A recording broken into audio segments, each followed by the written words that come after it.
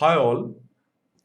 In this lecture, I am coming up with the linear algebra question of 67th BPSC Mains Mathematics Optional. Linear algebra के दो question आए थे, in fact एक question थे, दो part था, 25-25 मार्क्स का। वो दोनों ही मैं सॉल्व करके बता रहा हूँ कैसे सॉल्व करते हैं। तो जो आपके सामने एक क्वेश्चन दिख रहा होगा फर्स्ट का ए पार्ट, ये बेसिकली क्या है? ये बहुत ही पॉपुलर थ्योरम है। कोई भी लीनियर अलजेब्रा पढ़ता है तो इस थ्योरम को जरूर पढ़ता है और इससे रिलेटेड क्वेश्चन को पढ़ता है। ये बेसिकली है क्या? सिल्वेस्टर लॉ है। कौन सा लॉ है ये? सिल्वेस्टर लॉ है। इसको सिल्वेस्टर लॉ बोलते हैं या रैंक नलिटी थ्योरम भी बोलते हैं। Rank nullity theorem. अब इस थ्योरम में कुछ टर्म यूज है, पहले मैं उसको इंट्रोड्यूस कर दूं आपके साथ, क्योंकि कुछ लोग नए होंगे, वो अभी तैयारी करना शुरू ही किए होंगे, उनको पता चल जाए। तो देखें, जो कुछ टर्म है, जैसे यहाँ पे है if T from U to V be a linear map and U be a finite dimensional vector space. तो टी क्या है? लीनियर ट्रांसफॉर्मेशन है। टी लीनियर ट्रांसफॉर्मेशन है। यू एंड वी क्या है? तो वेक्टर स्पेस है। U finite dimensional vector space है, मतलब यू का डायमेंशन फाइनाइट है। मतलब फाइनाइट डायमेंशन का मतलब 5 होंगे डायमेंशन, या 10 होंगे, या 20, ऐसे डायमेंशन है। तो प्रूव करना है dimension of R T. R T मतलब रेंज ऑफ टी, और dimension of N T. N T मतलब null space of T equal to dimension of U. और यहाँ पे देखो, डायमेंशन ऑफ रेंज टी को रैंक भी बोलते हैं, dimension of null space of T को नलिटी भी बोलते हैं, equal to dimension of the domain space. Domain space क्यों? यू डोमेन है टी के लिए, जिसको डोमेन स्पेस बोलते हैं। अब यहाँ पे समझो, आर टी का मतलब क्या है? आर टी का मतलब है कि T V such that V belongs to you.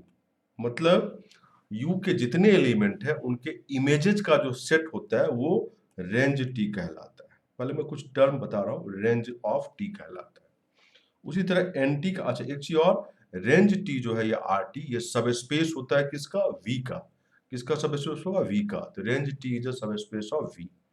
फिर एन टी का मतलब क्या होता है? N T null space of T बोलते हैं इसको, नल स्पेस ऑफ टी।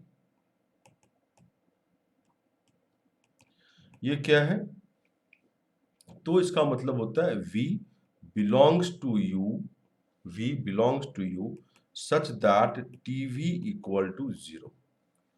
मतलब यू के वो सारे एलिमेंट जिसका इमेज 0, ये नल स्पेस ऑफ टी बोलते हैं। नल स्पेस भी क्या होता है? सब स्पेस किसका होगा? तो यू का होगा। किसका होगा? यू का होगा। तो नल स्पेस जो है हमारा, वो सब स्पेस टी का होता है।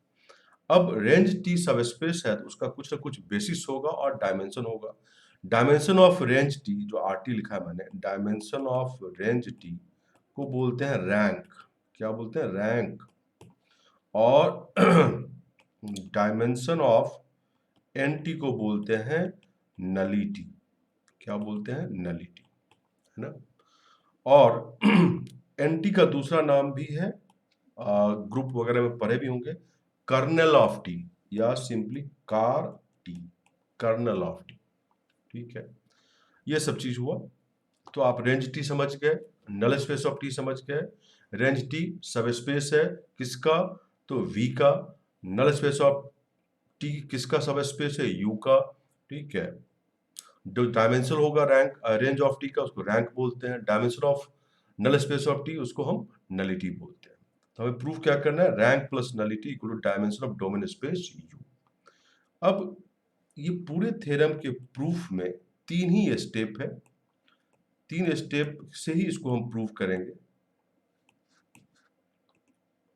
देखो, कभी भी थ्योरम का प्रूफ जो होता है उसको याद कैसे रखें, उसको याद कैसे रखें? तो जो मेजर स्टेप होते हैं, 2 ही 3 या 4 स्टेप किसी थ्योरम के प्रूफ में होता है, तो उस मेजर स्टेप को याद रखोगे तो अपने आप एग्जाम में रिप्रोड्यूस कर सकते हो प्रूफ को। ठीक है। तो एक चीज और बताना चाहेंगे, जैसे यू है ना। यू कोई वेक्टर स्पेस है। अगर मान लो एस कोई सबसेट है U का, और S क्या है, लीनियरली इंडिपेंडेंट है। क्या है, लीनियरली इंडिपेंडेंट है। और जो number of element in S है वो लेस देन है dimension of U। Less than क्या है, डायमेंशन ऑफ U। तो इस S को हम एक्सटेंड कर सकते हैं, एक्सटेंड कर सकते हैं, मतलब इसमें कुछ और वेक्टर डाल देंगे और वो क्या बन जाएगा, बेसिस बन जाएगा किसका, U का। मतलब S जो लीनियरली इंडिपेंडेंट सबसेट है U का, और जिसमें number of element dimension of U से लेस है, तो हम S को एक्सटेंड कर सकते हैं, S में और कुछ वेक्टर डालेंगे और वो जो सेट नया बनेगा वो बेसिस हो जाएगा किसका, U का हो जाएगा। इस चीज को यूज करेंगे यहाँ पे। दूसरा चीज, जो चीज हम यूज कर रहे हैं इस प्रूफ में, वो हम बताने की कोशिश कर रहे हैं सबसे पहले।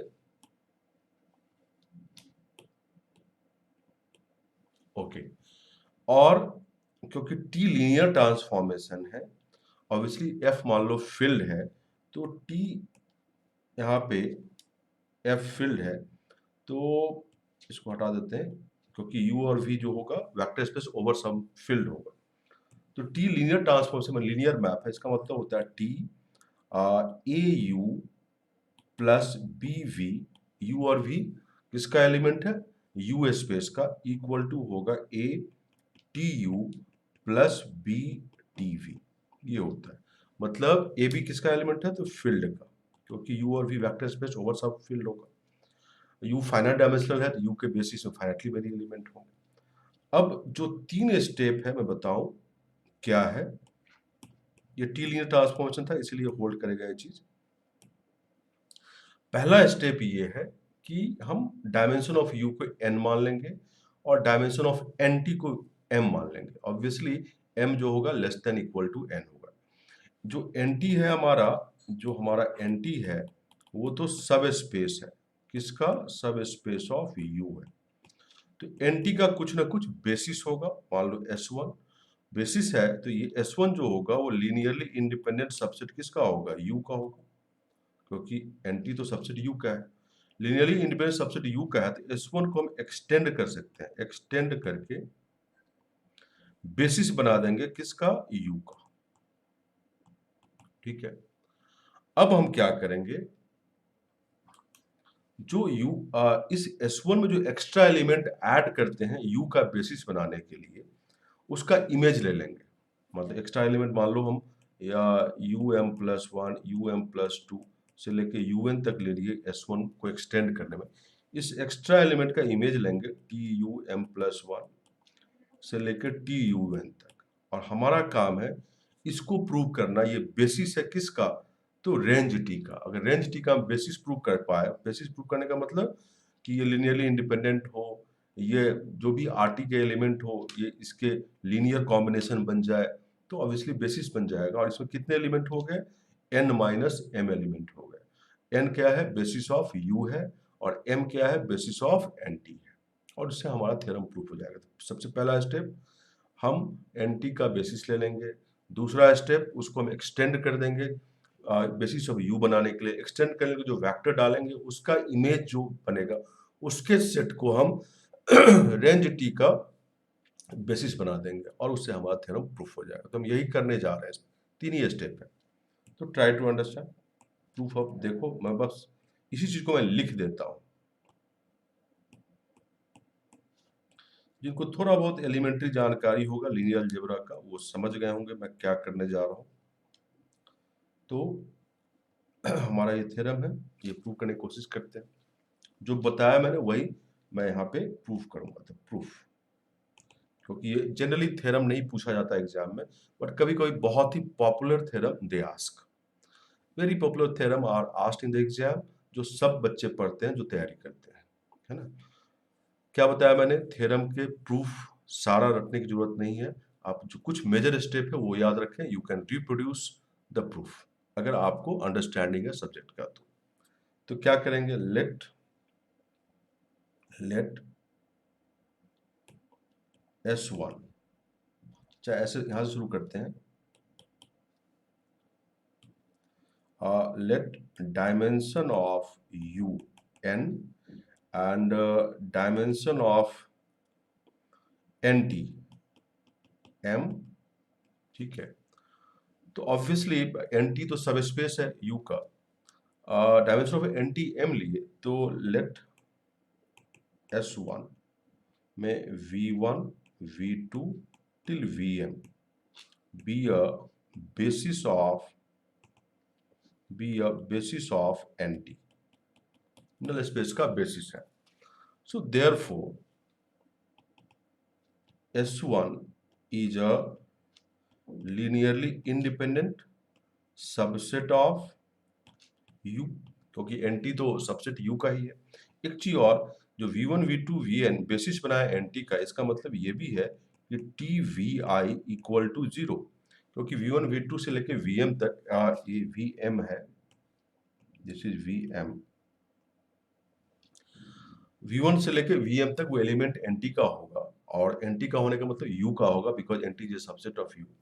और TVI 0 होगा क्योंकि NT का एलिमेंट है V1 V2 till Vm, TVI equal to 0, I equal to 1 2 till M। इस चीज को हम फर्स्ट मानते हैं, यूज करेंगे आगे।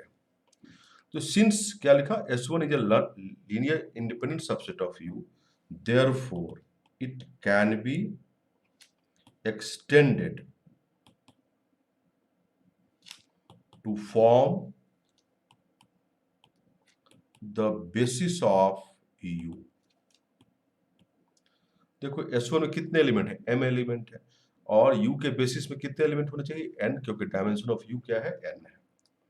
तो S2 S1 को एक्सटेंड कर रहे हैं, V1 V2 से लेके Vm तक तो S1 में ही था, इसके अलावा हम डाल रहे हैं Vm+1 till Vn, ठीक है। एक्सटेंड किए तो लिख सकते हो यहाँ पे, extended to form the basis of, therefore there exist some vectors, ये लिख सकते हो, vectors Vm+1 till Vn such that S2 is a basis of U।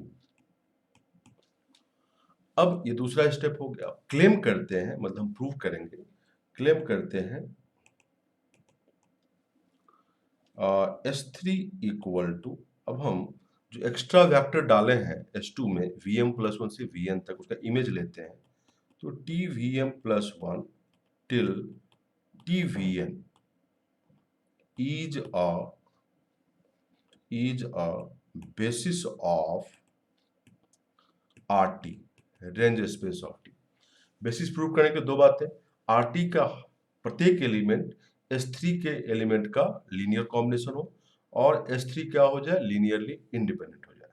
तो पहले हम करते हैं क्या है, लेट, पहले हम प्रूव करते हैं कि RT का सारा एलिमेंट S3 के एलिमेंट का लीनियर कॉम्बिनेशन है। तो let W belongs to RT, कोई भी एक एलिमेंट होगा। सो क्योंकि रेंज स्पेस ऑफ T है, इसका मतलब इसका कुछ ना कुछ W का प्री इमेज होगा, मतलब U का कोई एलिमेंट मिलेगा। So therefore there exist V in U such that TV equal to W, है ना, ऐसा ही होगा। अब देखो, since V belongs to U and S2 is a basis of U, सो इसका मतलब V को लीनियर कॉम्बिनेशन लिख सकते हैं S2 के एलिमेंट का, और S2 हमारा क्या है, देखो V1 से लेके Vn तक, तो V क्या होगा, लीनियर कॉम्बिनेशन होगा किसका, S2 के एलिमेंट का, क्योंकि S2 बेसिस है U का। तो therefore V equal to α1 V1 α2 V2, so लेके हम लेते हैं यहाँ पे, यहाँ पर क्या है, αm+1 Vm+1 till αn Vn, ये लिया, okay. Obviously αi belongs to the field F, मानते हैं कि फील्ड F है।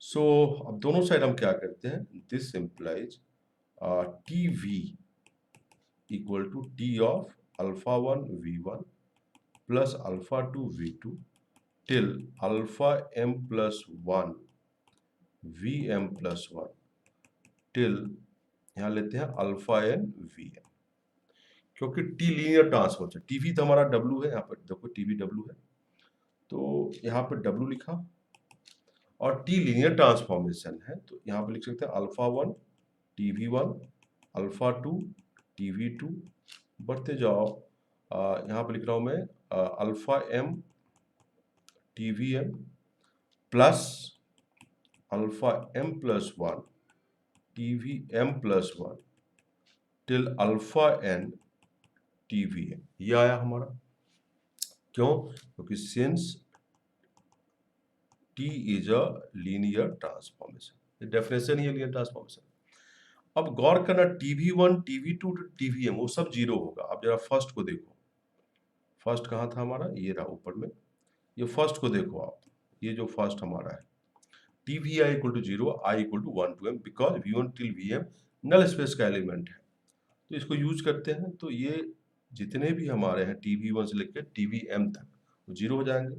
So therefore W equal to क्या बचेगा, alpha m plus 1 TVm plus 1 से लेकर अल्फा n TVn, या लिखते हैं यूजिंग फर्स्ट, है ना। अब देखो W जो हुआ that is a linear combination of the element of S3। S3 के एलिमेंट तो यही थे ना, देखो यहाँ TVm प्लस 1 से लेकर TVn तक। सो therefore W belongs to linear span of S3 and therefore हम क्या बोलेंगे कि रेंज T जो है हमारा वो इक्वल हो गया लीनियर स्पैन ऑफ S3, क्योंकि linear span of S3 subset of RT तो होगा ही होगा। यहाँ हमने प्रूव कर दिया RT सबसेट है LS3 का, दोनों इक्वल हो जाएंगे। जब प्रूव करना होता है RT LS3 का सबसेट हो, तो RT का एक एलिमेंट ले लेते हैं और उसको LS3 में बिलोंग कराते हैं, जो किया अभी हमने। W is a linear combination of the element of S3, और ऑब्वियसली LS3 सबसेट होगा RT का, बिकॉज S3 क्या है हमारा, सबसेट है किसका, RT का। क्योंकि देखो इसमें सारे इमेज ही है S3 में, है ना, TVm प्लस 1 से लेकर TVm तक। तो सबसेट ऑफ RT है, तो LS3 भी सबसेट होगा RT का। अगर RT subset of LS3 prove करते हैं, दोनों इक्वल होगा, जो यहाँ लिख दिया मैंने। तो पहला चीज तो बेसिस का आ गया कि RT जो है, रेंज स्पेस ऑफ T जो है, वो linear combination of element of S3 है। अब हम प्रूव करते हैं कि S3 लीनियरली इंडिपेंडेंट है। नाउ वी प्रूव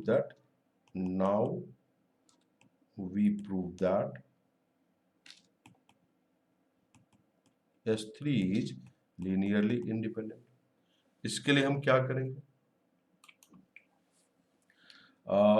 S3 के एलिमेंट लीनियरली इंडिपेंडेंट हो। S3 के एलिमेंट क्या है, TVm प्लस 1 से लेकर TVn तक।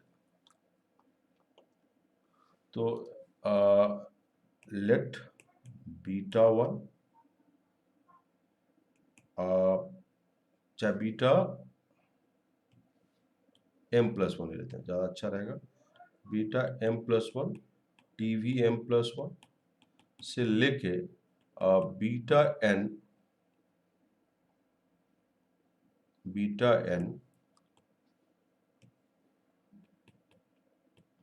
TVn equal to 0। Beta i किसको बिलोंग करता है, फील्ड को। अब क्या है हमारा, T लीनियर ट्रांसफॉर्मेशन, तो लिख सकते हैं this implies T beta m plus 1 Vm plus 1। So बढ़ते जाओ, बीटा n Vn, ये आया हमारा।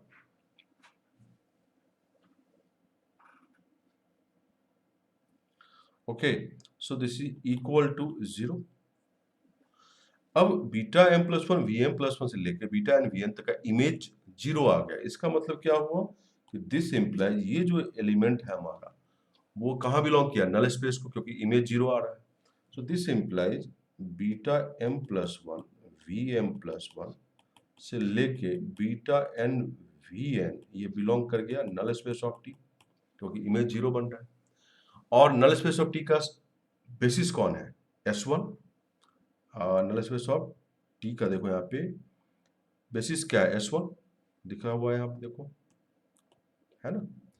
तो इसका मतलब जो एलिमेंट आया है NT का हमारे पास,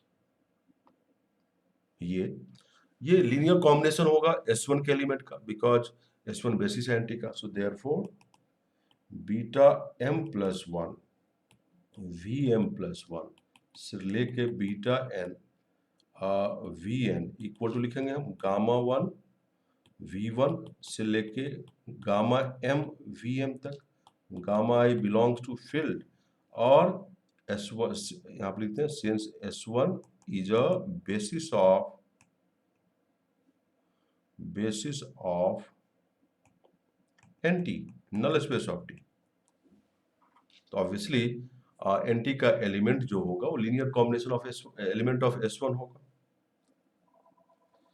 अब राइट हैंड साइड से इसको गामा वन V1 से ले गामा एम वी एम तक लेफ्ट में ले आओ तो क्या आ जाएगा, माइनस गामा वन V1 से लेके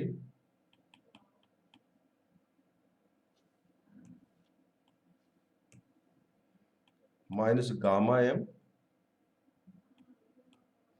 वी एम प्लस में beta M plus one V M plus one से लेके beta N V N equal to 0 आ गया। और क्योंकि S2 जो V1 से लेके Vn तक था वो बेसिस है किसका, S2 बेसिस है हमारा किसका, तो U का, और वो लीनियरली इंडिपेंडेंट होगा, तो V1 से लेके Vn तक लीनियरली इंडिपेंडेंट होगा। तो this implies gamma one gamma two till gamma M 0 and also beta M plus one beta M plus two से लेकर बीटा एन इक्वल टू 0। क्यों, since S2 is linearly independent. S2 में element क्या है देख लो यहाँ पे, S2 के एलिमेंट क्या है देखो, V1 से लेकर Vn तक, और बेसिस है U का, ये बेसिस है U का, दिख रहा है बेसिस ऑफ U। तो V1 से लेकर Vn तक क्या होगा, लीनियरली इंडिपेंडेंट होगा, बेसिस का मतलब ही है। तो हमारा क्या हो गया, लीनियरली इंडिपेंडेंट होगा ये V1 से लेके Vn तक, इसलिए इसके कोएफिशिएंट जो होंगे सारे 0 हो गए। तो बीटा एम प्लस वन से लेके बीटा एन तक 0 हो गया, इसका मतलब क्या हो गया, हम यहाँ पे लिए थे ना ये चीज relation, beta M plus one से लेके बीटा एन 0 हो गया, तो टीवी एम प्लस वन से लेके टीवी एन तक क्या हो गया, लीनियरली इंडिपेंडेंट हो गया। तो देयरफॉर क्या लिखेंगे, S3 is linearly independent. And S3 में कितने एलिमेंट है, n माइनस m, देखो S3 में कितने एलिमेंट है, देखो m प्लस वन से स्टार्ट किया n तक, n माइनस m एलिमेंट, तो डायमेंशन ऑफ RT क्या हो गया, n minus m। So therefore dimension of RT equal to n minus m, और n क्या है हमारा, डायमेंशन ऑफ U, m क्या है हमारा, डायमेंशन ऑफ NT। तो क्या प्रूफ हुआ, this implies dimension RT plus dimension NT equal to dimension of U, यही हमें प्रूव करना था।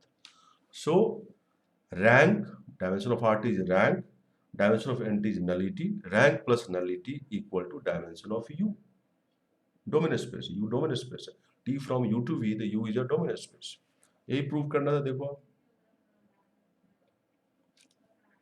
ठीक है, तो वही 3 स्टेप जो था, S1 हम बेसिस लिए NT का, उसको एक्सटेंड किए, S2 बेसिस बनाया हम U का, जो एक्स्ट्रा फैक्टर डाले S1 में उसका इमेज का एक सेट बनाया S3, वो प्रूव कर दिए बेसिस किसका है, RT का, और हमारा काम हो गया। राइट, आई होप अंडरस्टैंड, बहुत ही आसान सा प्रूफ था, थोड़ा बेसिक ठीक हो, you can do the proof. Next एक क्वेश्चन भी था जिसमें हमें आइजन वेक्टर निकालना है, ये question, find the eigen value and eigen vector of the following matrix. तो सबसे पहले हम क्या निकालेंगे, आइगन वैल्यू, इसका सॉल्यूशन देखो। आइगन वैल्यू के लिए हमको कैरेक्टरिस्टिक इक्वेशन लिखना पड़ेगा। कैरेक्टरिस्टिक इक्वेशन क्या होता है, determinant of A minus lambda identity matrix equal to 0। तो क्या होगा, determinant of 1 minus lambda minus 1 2 0 1 minus lambda 0, और फिर से 1 2 1 माइनस लैम्डा, इसका डिटर्मिनेंट क्या होगा, 0, है ना। इसको सॉल्व करेंगे और लैम्डा की वैल्यू निकालेंगे, वही कैरेक्टरिस्टिक रूट होगा, मतलब आइगन वैल्यू होगा। तो को एक्सपैंडिंग थ्रू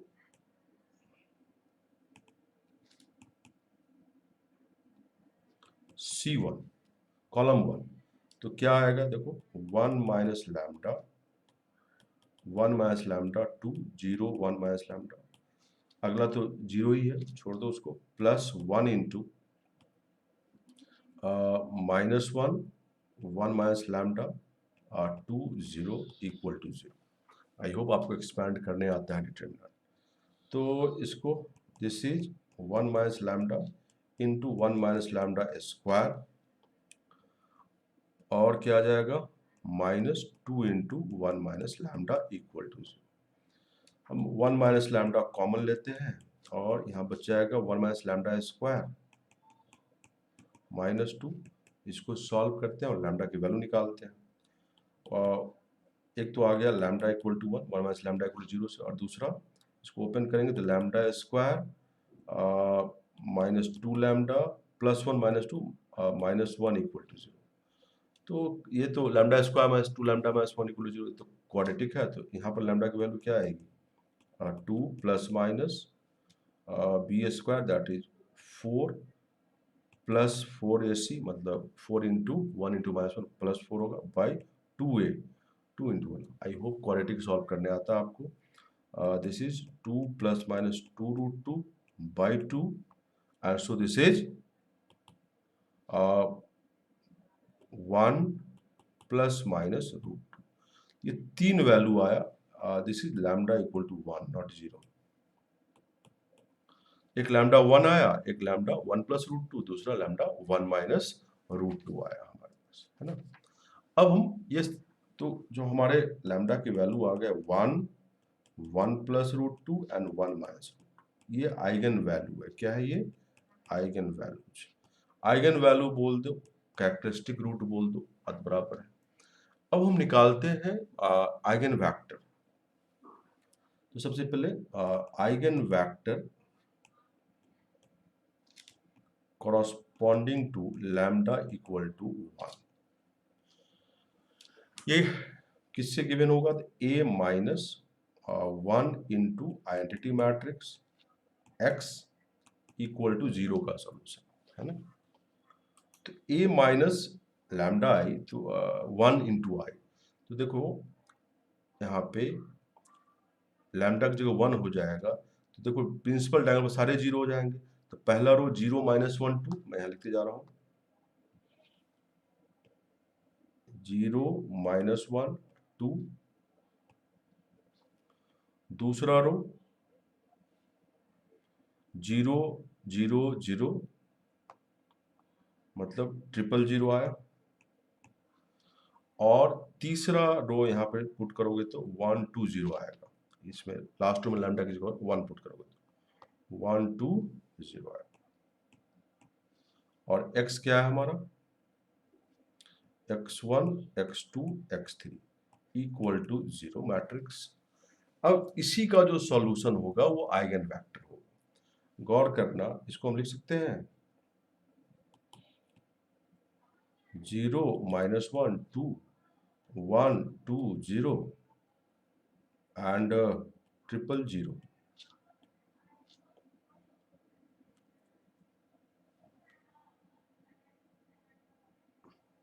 ठीक है। x1 x2 x3 equal to 0 matrix. हमने क्या किया, R1 सॉरी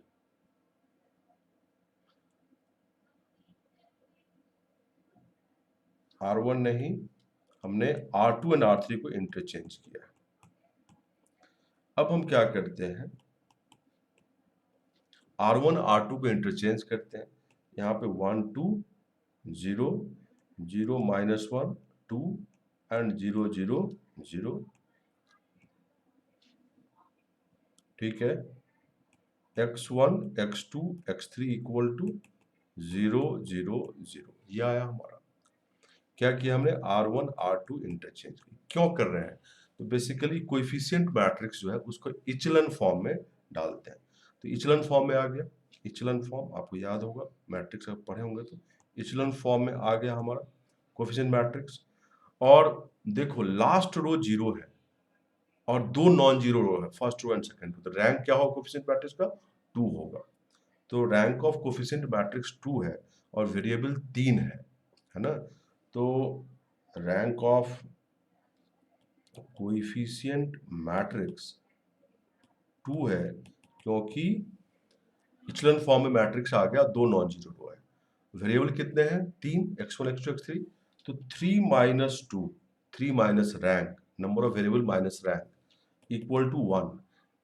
वन वेरिएबल को हम कुछ भी वैल्यू दे सकते हैं। वन वेरिएबल हमारा क्या होगा? पैरामीटर का काम करेगा। वन वेरिएबल का value can be given arbitrarily, कुछ भी हो सकता है। One variable can take any value. अब इसको हम एक्सपैंड करते हैं, जो हम रिड्यूस करके लाए थे, ये एक्सपैंड करते तो क्या आएगा? पहला ये वाला चीज हम एक्सपैंड कर रहे हैं, पहला रो से क्या आएगा? x1 plus 2x2, x1 plus 2x2 0, और दूसरे रो से क्या आएगा? -x2 plus 2x3, -x2 plus 2x3 equal to 0 आए। अब किसी एक वेरिएबल को हम आर्बिट्रेरी वैल्यू देते हैं, तो दोनों में x2 दिख रहा है, तो हम late x2 equal to c। अगर इसको हम फर्स्ट और सेकंड नाम लें, तो x2 अगर हम c मान लिए, ठीक है, या k मान लिए, k आर्बिट्रेरी है, पैरामीटर है, पैरामीटर जो वैल्यू बदल पाए, तो फर्स्ट क्या देगा? First implies x1 equal to -2k and second imply x3 equal to क्या आ जाएगा? k/2, है ना। तो बेसिकली जो वेक्टर होगा, eigen vector x1 x2 x3, ये रख दो, ये वैल्यू x1 क्या लाया हमने?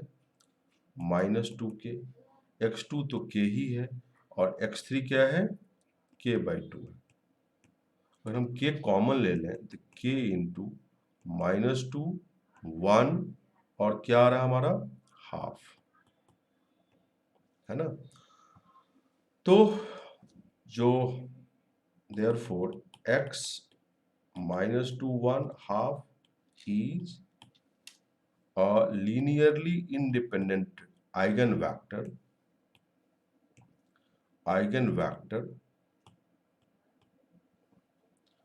corresponding to lambda equal to 1। और k इंटू एक्स दिख रहा है तुमको, k की वैल्यू बदलते जाओ, डिफरेंट डिफरेंट आइगन वेक्टर आते जाएगा corresponding to eigen value 1। So therefore the set of eigenvector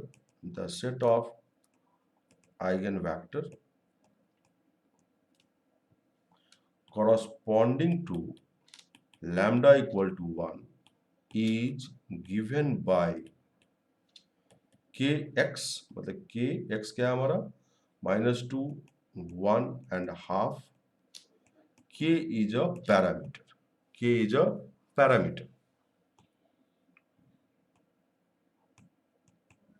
k की वैल्यू बदलते जाए और डिफरेंट डिफरेंट आइगन वैल्यू आता जाएगा। इनफैक्ट k इज a non zero parameter, k zero लेंगे तो ये वेक्टर जीरो बन जाएगा, तो k इज a non zero parameter. Parameter मतलब ये वैल्यू बदलता रहेगा k, और डिफरेंट डिफरेंट आइगन वेक्टर आएगा corresponding to lambda equal to 1, corresponding to eigen value 1। तो एक के corresponding आइगन वेक्टर निकाल लिए। अब दूसरा लेते हैं, eigen vector corresponding to lambda equal to 1 plus √2। इसी तरह आप 1 माइनस √2 के रिस्पेक्ट में निकाल लोगे, वो खुद से कर लेना, मैं ये निकाल देता हूँ एक। तो लैम्डा इक्वल टू 1 प्लस √2, तो जो इक्वेशन बनेगा x1 x2 x3 equal to 0 0 0, 1 plus √2 lambda की जगह डालते हैं अगर है, देखो यहाँ पे ध्यान दो, इस वाले में अगर 1 माइनस लैम्डा की जगह 1 प्लस रूट टू, तो 1 कट जाएगा और बचेगा क्या, माइनस रूट टू। तो minus root two minus one two minus root two minus one two first row आया, minus root two minus root minus root two and minus one two. उसी में फिर लैम्डा की वैल्यू आगे डालोगे तो हमारे पास जो सेकंड रो बनेगा 0 माइनस रूट टू 0, और जो थर्ड रो बनेगा वो बनेगा 1 2 एंड माइनस रूट टू। आप देख सकते हो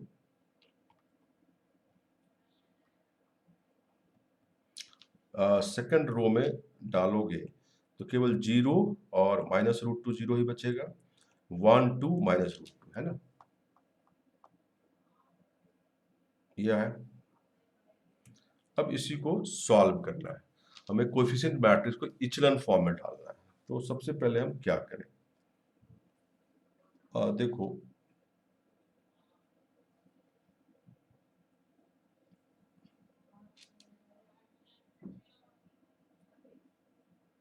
just a minute, just I am solving.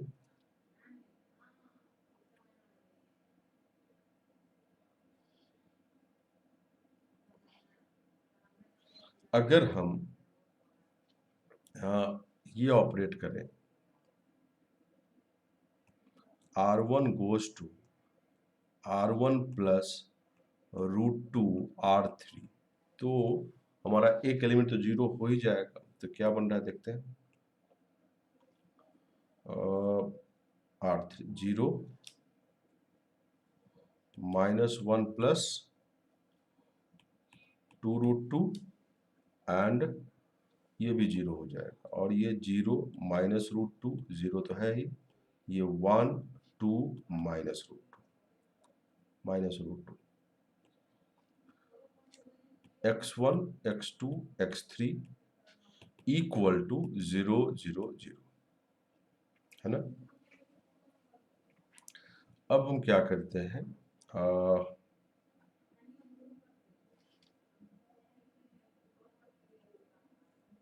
जो नेक्स्ट ऑपरेशन लगाते हैं वो हम करते हैं, R1 और R3 इंटरचेंज कर लेते हैं। तो क्या आ जाएगा हमारे पास,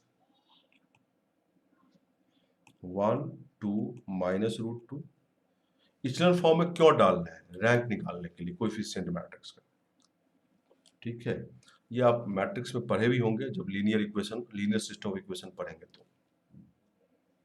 and this is 0 minus root two 0, और this is 0 minus one plus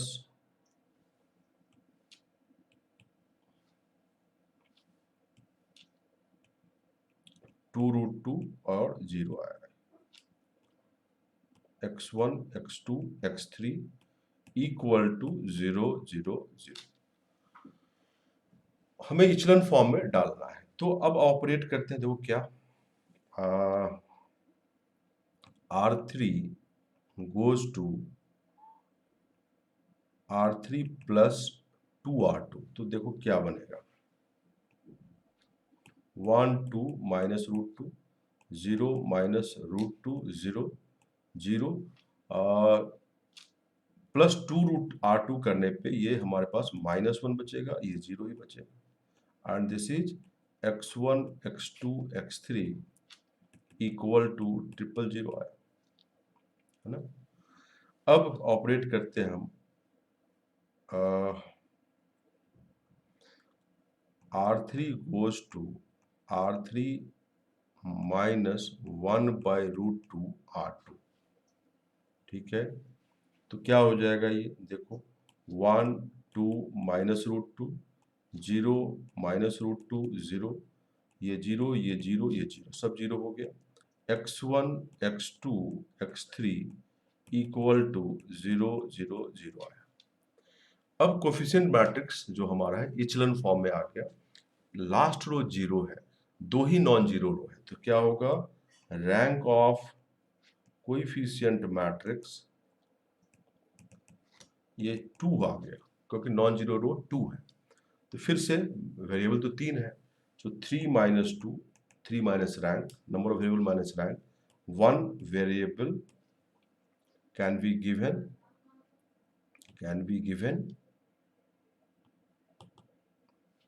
values arbitrarily, वो पैरामीटर बन जाएगा। तो जरा ओपन कर लो आप इस इक्वेशन को। तो पहले रो से क्या आएगा, x1 plus 2x2 minus √2x3 equal to 0, और दूसरे रो से सीधा आ जाएगा माइनस √2x2 इक्वल टू 0 आ रहा है ना। तो इससे तो सीधा x2 इक्वल टू 0 आ गया। तो इस वाले इक्वेशन से क्या आएगा, x1 minus √2x3 equal to 0। अगर हम x3 को k मानते हैं, फिर से k, x3 का पैरामीटर बना लिए, k can be any non zero value. तो x1 क्या आ जाएगा, √2k आ गया, एंड देयरफॉर जो आइगन वेक्टर हो गया, eigen vectors corresponding to lambda equal to 1 plus √2, वो क्या बनेगा, x1 √2k, x2 तो हमारा 0 है, और x3 क्या है, k। तो ये बना क्या basically, this is k times √2 0 1। So therefore √2 0 1 is a linearly independent eigen vector, क्योंकि नॉन जीरो है। √2 0 1 क्या है, नॉन जीरो है। तो नॉन जीरो वेक्टर सिंगल वो लीनियरली इंडिपेंडेंट होता है। Is a linearly independent eigen vector corresponding to lambda equal to 1 plus √2, and the set of eigenvector